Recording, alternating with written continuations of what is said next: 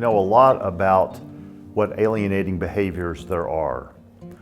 Amy Baker first wrote about 17 behavioral strategies. We know that there are at least those 17, if not more. But what we often don't know is what are the actual motivational beliefs that a parent has that lead them to engage in parental alienation. I went back and identified 40 different cases where an alienating parent had been identified and did sort of an initial descriptive data review. And alienation by a parent was diagnosed if that parent was engaging in at least 10 of the 17 behavioral strategies that Amy Baker first talked about. I then went through content and process notes that were taken either through a custody evaluation or a psychological evaluation of the parents, or whatever the situation was. And I looked for verbatim quotes from parents.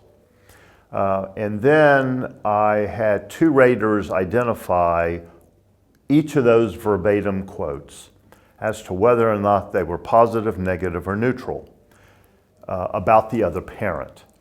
And so I only pulled out the verbatim quotes that were negative about the other parent. The neutral ones and the positive ones I cast aside because I really wasn't interested in those. I wanted to know what were the negative motivational beliefs that a parent has that fuels parental alienation. I identified 80 motivational beliefs that were produced by these parents about the other parent. And then I sort of categorized them into 6 basic categories. And the 6 basic categories are vindictiveness, fear, jealousy, excessive overprotectiveness of the child, reenactment of family of origin issues, and then the parent's own psychopathology. And I fit these 82 negative motivational beliefs into those different categories. And what I found was that the 3 most important categories that came up over and over again were vindictiveness, fear, and overprotectiveness of the child. So most of the motivational beliefs fell within those 3 categories. Alienating parents are not quick to reveal their thought process. And so there are many, many motivational beliefs that were not divulged in these records. Certainly we know we need to impact behavior, but I think we need to impact motivational beliefs as well. They have sort of a circular impact on each other. If I have the belief that my ex-spouse is a bad person, that impacts my behavior towards that person. Understanding sort of the thought process that underlines parental alienation, I think is important in every case. Now you can't always get it maybe, but I think it's important to look at.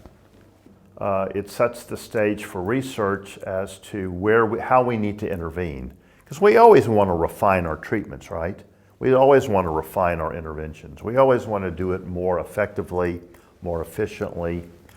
Parental alienation is sort of a negative kind of thing, but I always emphasize that there is treatment for it.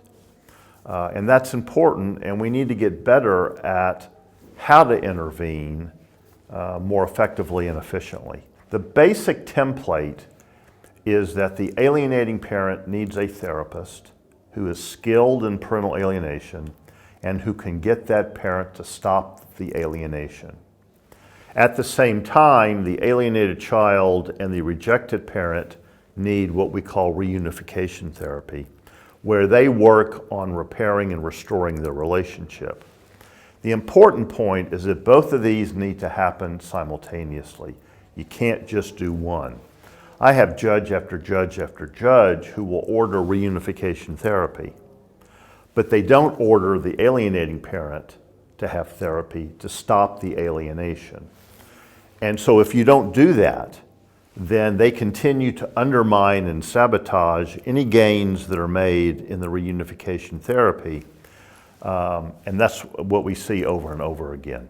I love those workshops, but I always say they're the beginning, not the end. And that once you finish a workshop, you need to come back and do some additional work.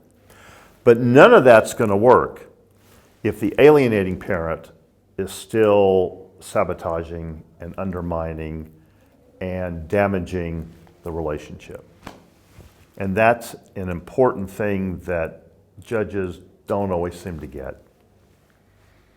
Parental alienation is difficult enough, but when it involves 2 attorneys, perhaps 3 attorneys, the child has an attorney, you have a judge, you have a mediator, you have a parent coordinator, you have a mental health person at some point, so many people involved that parental alienation will falter due to the weakest link among those people. Now, if you have 2 lawyers who get it, you have a guardian ad litem who gets it, you have a judge who gets it, we can click and we can make things happen. But it is rare that all of those people get it at the same time and in the same way. In Alabama, the rule of thumb is that 25% of all divorces are high conflict, and among those 25%, about 25% of those will involve some degree of parental alienation. So it's certainly not rare.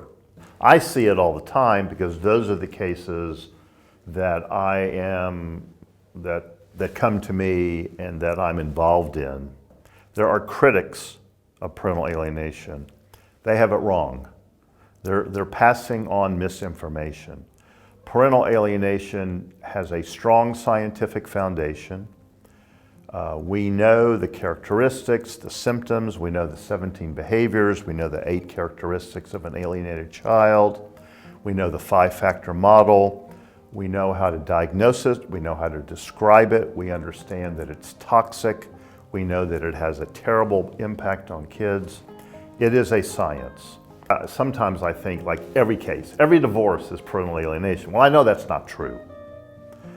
But it is true about 25% of the high conflict divorces. So it's frequent.